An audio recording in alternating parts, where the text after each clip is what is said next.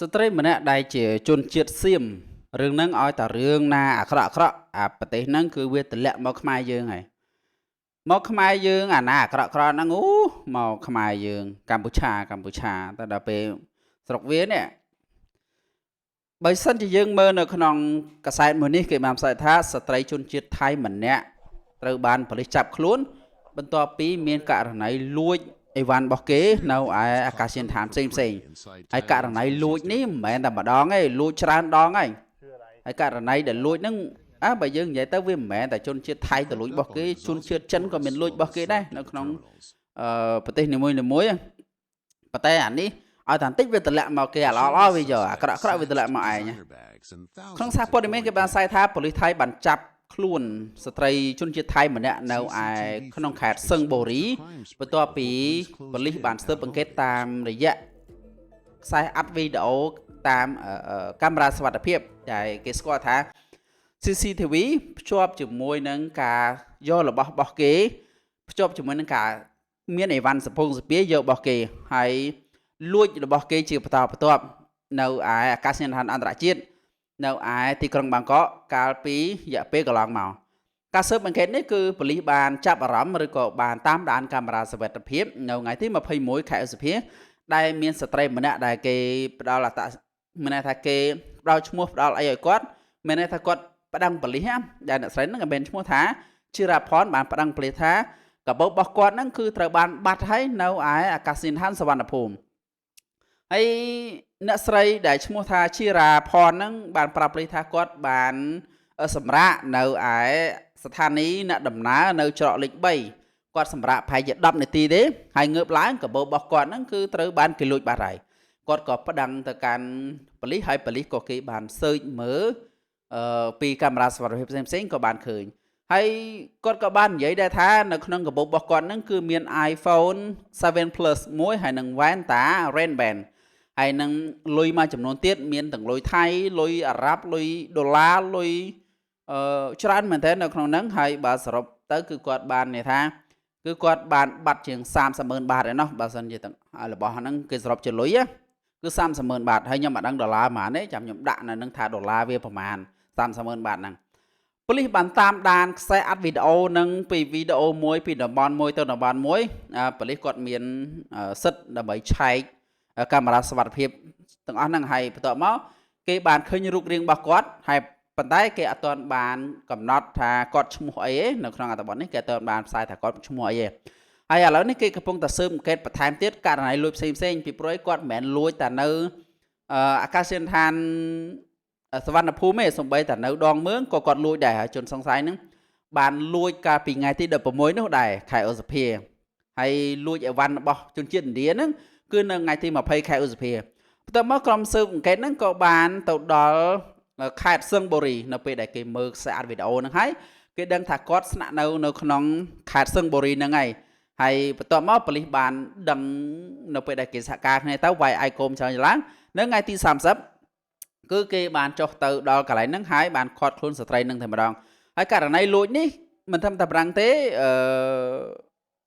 គេមានប័ណ្ណព្រមបន្ទាន់ឯផ្សេងហើយគាត់ហ្នឹងគឺត្រូវបានគេអានេះបើតាមច្បាប់អានេះគេមានមេត្រាមានអីរបស់គេប៉ុន្តែខ្ញុំខ្ជិលអានជាប់គុករហូតដល់3ឆ្នាំហើយបើសិនជាពិន័យហ្នឹងគឺ60,000 បាតបើសិនជាគេពិន័យជាទឹកប្រាក់ហើយគាត់ប្រឈមមុខនឹងបទលួចអីផ្សេងទៀតមិនមែនតែមកករណីហ្នឹងទេករណីអាពេលយប់លួចអាយប់ពេលថ្ងៃហ្នឹងគេពិន័យផ្សេងអាលួចពេលយប់ហ្នឹងគេដាក់ទោសផ្សេងហើយអាលួចពេលយប់ហ្នឹងគឺគេដាក់ទោស1ឆ្នាំទៅ5ឆ្នាំហើយពិន័យទឹកប្រាក់ហ្នឹងប្រហែល 20,000 បាតទៅ 10,000 បាតឯណោះហើយករណីស្តៀងគ្នានឹងដែរគឺគេបានផ្សាយថាជនជាតិចិនកាលពីខែធ្នូនោះក៏បានលួចលួចកាបូបពីស្ត្រីថៃម្នាក់ដែរនៅច្រកលេខ9ហើយនៅពេលដែលស្ត្រីម្នាក់ហ្នឹងកំពុងតែរងចាំឡើងយន្តហោះហើយយើងនៅពេលដែលឡើងយន្តហោះគឺយើងចាប់ផ្ដើមអង្គុយចាំហើយឡើងយន្តហោះហើយបន្ទាប់មកជនជាតិចិនហ្នឹងគឺបានលួចកាបូបស្ត្រីជនជាតិថៃហ្នឹងតែអញ្ចឹងគេយកអាហ្នឹងមកយោងថាលួចហ្នឹងមិនមែនតែជនជាតិថៃទេជនជាតិចិនជនជាតិអីផ្សេងក៏គេចេះលួចដែរលួចពីជនជាតិថៃទៀតណានិយាយទៅអា Tiger ហ្នឹងគឺវាចេញមកវាដូចវានៅមកចំហៀងបោះថៃអាហ្នឹងបោះសៀមហើយ នៅពេលដែលគេដឹងថាបរិសុទ្ធជនជាតិចិននឹងលួចក៏គេតាមដានព័ត៌មានគាត់ដែរហើយឥឡូវហ្នឹងប៉ូលីសកំពុងថាឆែកមើលតាមអ៊ីនធឺណិតផ្សេងៗទៀតដោយហើយយ៉ាប៉េហ្នឹងយ៉ាប៉េហ្នឹងគេបាននិយាយថាខ្ញុំធ្វើនេះដោយចេតនាទេដោយសារតែកាបូបហ្នឹងវាជ្រុះឬក៏វានៅឆ្ងាយខ្ញុំមិនដឹងថារបស់ណាគេខ្ញុំចេះតែយកមកទៅនេះទៅលួចរបស់គេហើយថាដោយអចេតនាអាណាគេជ្រុះកាបូបងាយមិនហើយមើលកាបូបគេមាន iPhone ផងគេមានលុយហើយជាង 30,000 បាតហើយថាគេជ្រុះវាមិនដែរមានណាអីក៏បោកខ្លាំងម៉េះអញ្ចឹងយើងដឹងស្រាប់ហើយជនជាតិនេះ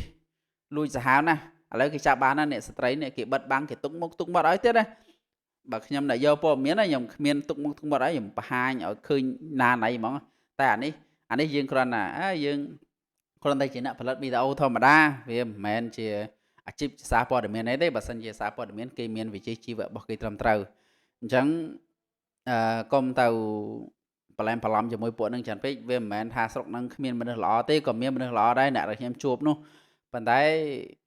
យើងមិនដឹងថាចិត្តរបស់គេយ៉ាងម៉េចទោះបីយ៉ាងណាក៏គេស្រឡាញ់ប្រទេសគេដែរហើយយើងក៏ស្រឡាញ់ប្រទេសយើងដែរអញ្ចឹងចូលរួមទាំងអស់គ្នាកុំឲ្យមានរឿងនឹងឬក៏ព័ត៌មានណាមិនពិតអីយើងកុំផ្សាយឬក៏ព័ត៌មានដែលគ្មានប្រភពអីច្បាស់លាស់ឬក៏ព័ត៌មានពីណាក៏ដោយទោះបីជាព័ត៌មាននឹងយូរយ៉ាងណាក៏ដោយប៉ុន្តែយើងគួរតែដាក់ថ្ងៃទីខែឆ្នាំឲ្យបានត្រឹមត្រូវទៅដើម្បីកុំឲ្យអ្នកមើលនឹងគាត់យល់ច្រឡំដល់ពេលដែលអ្នកមើលយល់ច្រឡំគាត់មិនបានទៅសើចអីតែបើរឿងហ្នឹងកើតតាំងពីឆ្នាំណាហើយគាត់យកមករំលឹករឿងហ្នឹងឡើងវិញរំលឹកទៅប៉ុន្តែសូមដាក់ថ្ងៃទីឲ្យបានច្បាស់លាស់ដើម្បីកុំឲ្យបងប្អូនយើងហ្នឹងតាមដានព័ត៌មានវាមិនមែនព័ត៌មានខុសទេព័ត៌មានត្រូវទេប៉ុន្តែវាអត់ត្រូវថ្ងៃអញ្ចឹងឧទាហរណ៍ថាដូចសង្គ្រាមអញ្ចឹងឃើញវីដេអូលោតមក1ម៉ោង2ម៉ោងមុន1ម៉ោង2ម៉ោងមុនប៉ុន្តែបងប្អូនខ្លះអត់បានដាក់ថ្ងៃទីទេអញ្ចឹងប៉ុន្តែបងប្អូនខ្លះគាត់ដាក់ថារំលឹកវីដេអូចាស់ដល់ពេលទៅយើងដឹងរំលឹកវីដេអូចាស់រយៈពេល21ថ្ងៃរំលឹកវីដេអូចាស់រយៈពេល7ថ្ងៃចេះមួយចេះពីរអញ្ចឹងយើងមើលស្ត្រីម្នាក់នេះគឺចេះលួចចេះអីណាអញ្ចឹងខ្សែអាត់វីដេអូឬក៏ព័ត៌មានមួយនេះគឺបានចុះផ្សាយនៅថ្ងៃទី2ខែមិថុនាឆ្នាំ2026អញ្ចឹងគឺកាលពីប្រហែលថ្ងៃមុននេះដែរទេបើយើងមកដល់ថ្ងៃនេះគឺថ្ងៃទី9យូរថ្ងៃដែរតើ4 5ថ្ងៃហើយប៉ុន្តែដោយសារតែខ្ញុំទៅតែបានឃើញព័ត៌មានហ្នឹងដែរដោយសារតែគេអាព័ត៌មានហ្នឹងវាវាយបង្ហាមមកយើងហើយអារឿងល្អអារឿងអត់ល្អហ្នឹងគឺវាទម្លាក់មកយើងរហូតឲ្យយើងជាអ្នកខុសឲ្យយើងទទួលរឿងរ៉ាវទាំងអស់ហ្នឹងតែប៉ិតមុននឹងផ្សាយហ្នឹងឲ្យមើលផងគេក៏មានមនុស្សល្អឯងក៏មានមនុស្សល្អដែរចេះតែផ្សាយផ្ដេសផ្ដាស់អត់មានដឹងក្បាលដឹងកតុយចេះតែមើងងាយគេមើងងាយឯងហ្នឹងវាគ្រាន់បើជាងគេប៉ុណ្ណាទៅដែលដើរចេះតែមើងងាយមើងអីគេហ្នឹង